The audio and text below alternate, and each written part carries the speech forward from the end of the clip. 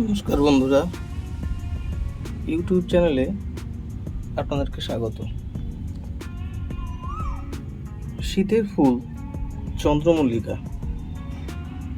গত বছরও চন্দ্রমল্লিকার প্রচুর আপডেট দিয়েছি। এবছরও চন্দ্রমল্লিকা শুরু করেছি মে মাস থেকেই। চন্দ্রমল্লিকা কিভাবে চারা তৈরি করে প্রতিস্থাপন করে টবে বসিয়ে আস্তে আস্তে বড় করে তুলছিলাম, তার কিছু আপডেট আজকে আপনাদের দেব। চন্দ্রমল্লিকা এই গাছগুলি মে মাস থেকে শুরু করেছি এবং গাছগুলি এখন অনেকটাই বড় হয়ে গেছে এবং মে মাসের কিছু গাছ কিভাবে চারা প্রস্তুত করেছিলাম সেই ভিডিও আপনারা দেখতে পাবেন। চারা তৈরি করে চারা প্রতিস্থাপন এবং সেগুলোকে যত্ন করে বড় করে তোলা সবই এই ভিডিওর মাধ্যমে আপনাদের কাছে তুলে ধরব।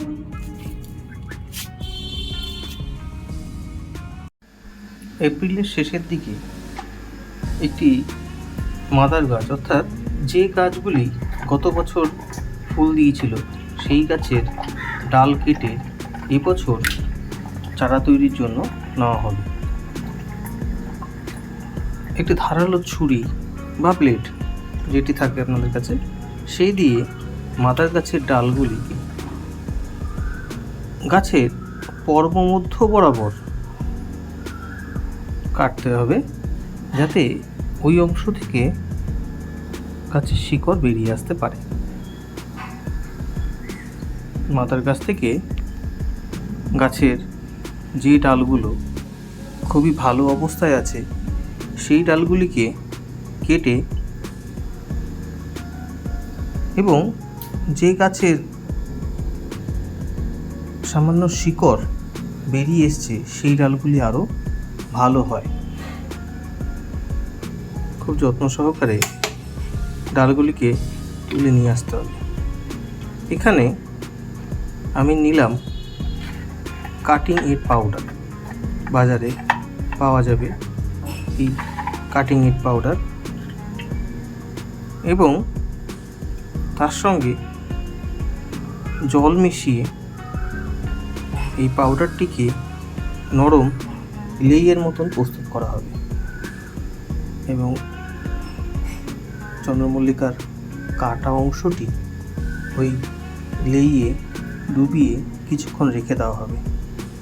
এরকমভাবে প্রত্যেক কটি কাটা অংশেই লেই লাগিয়ে রেখে দেওয়া হলো।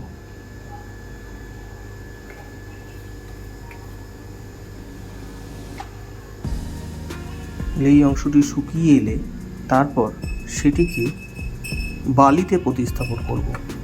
এখানে নেওয়া হয়েছে বালি এবং কোকোপিট এর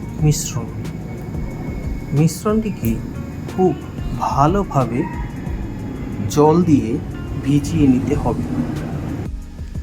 জল দিয়ে ভিজিয়ে নিলে খুব সহজেই গাছের গোড়া অংশটি খুব তাড়াতাড়ি জল পেয়ে যাবে। কাটা অংশে কাটিং এড পাউডারটি লাগিয়ে শুকিয়ে রাখা হয়েছে এবং যে কাটা পাতাগুলি রয়েছে সেগুলিকে ফেলে দেওয়া হবে। ভেজানো বালি অংশে প্রথমে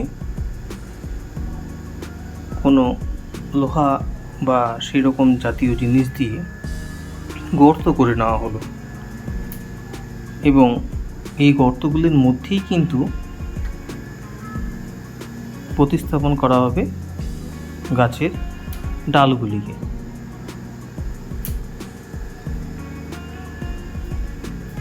গাছের ডালগুলি কাটা অংশটি এই গর্ত অংশগুলির মধ্যে সামান্য পরিমাণ করে ঢুকিয়ে দেওয়া হলো তার কারণ বেশি দূর পর্যন্ত গেলে গাছের গোড়া পচে যেতে পারে।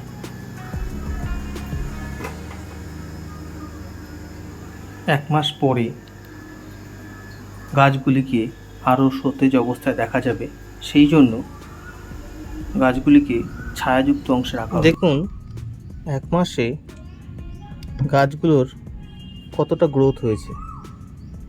বালিতে বসানোর পর থেকে শুধুমাত্র পর্যাপ্ত পরিমাণ জল এই গরমের মধ্যেও গাছের চারাগুলিকে তৈরি করেছে। এবার দেখা যাক এই গরম থেকে বৃষ্টি পেরিয়ে গাছগুলি কিভাবে শীত পর্যন্ত ফুল দেয়। আমরা এই গাছগুলিকে এবার এই বালি থেকে তুলে নিয়ে নতুন টবে প্রতিস্থাপন করব।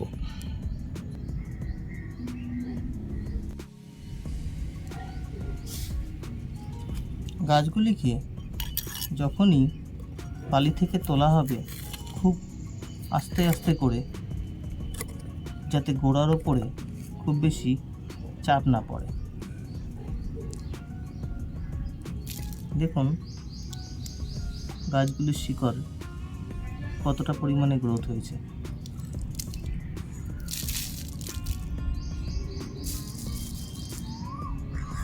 এরকমভাবে এখানকার প্রত্যেক কটা গাছকেই আমি তুলে নেব এবং প্রতিস্থাপন করার জন্য পরবর্তী পর্যায়ে এগিয়ে যাব।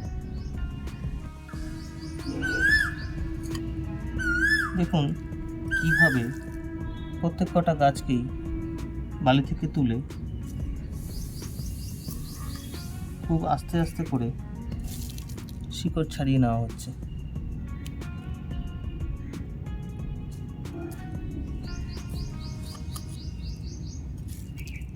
প্রায় প্রতিটি গাছেই শিকড় চলে এসছে।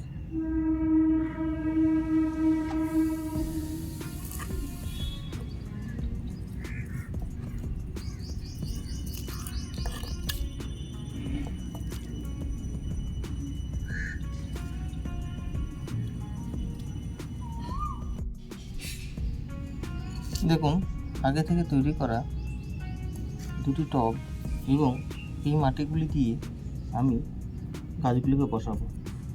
মাটিগুলিতে কোনো রকম সার নেই বললেই চলে, তার কারণ যে পরিমাণ সার এই মাটিতে ছিল সবই প্রায় বর্ষার জলে হয় ধুয়ে গেছে। না হলে যেহেতু একটু পুরনো মাটি, সেহেতু আগের গাছগুলি এই মাটির সমস্ত সার খেয়ে নিয়েছে। অল্প অল্প করে মাটি টবের মধ্যে দিয়ে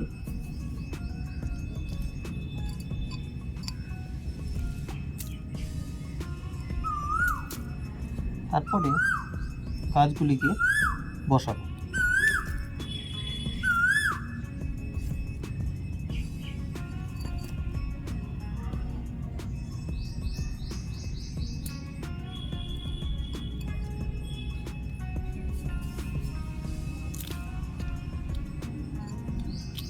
এরকমভাবে বসানো হলো। পরে গাছগুলিকে কোনো ছায়াযুক্ত স্থানে রেখে ভালো করে জল দিয়ে দিন।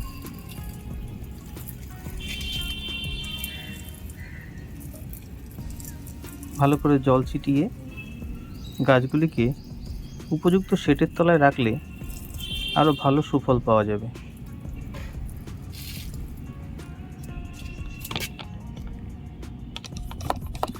এই মে মাসে গাছগুলিকে এতদূর পর্যন্তই বড় করতে পারা গেছে। এরপরে গাছগুলির কতটা কি বৃদ্ধি হয় তার আপডেট আমি দিতে থাকব। নমস্কার, সঙ্গে থাকুন এবং দেখতে থাকুন with Raju world's YouTube channel.